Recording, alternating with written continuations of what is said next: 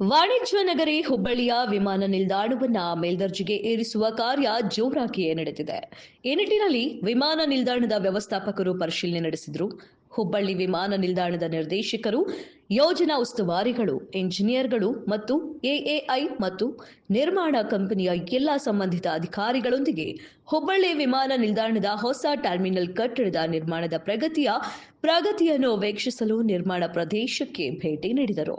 ಇನ್ನು ಹೊಸ ಟರ್ಮಿನಲ್ ಕಟ್ಟಡದ ನಿರ್ಮಾಣದ ಪ್ರಗತಿ, ಅಪ್ರಾನ್ ಪ್ರದೇಶದ ವಿಸ್ತರಣೆ ಮತ್ತು ಎಲ್ಲ ಇತರ ಮೂಲಸೌಕರ್ಯಗಳ ಅಭಿವೃದ್ಧಿಯ ಕುರಿತು ಪರಿಶೀಲನೆ ನಡೆಸಿದರು.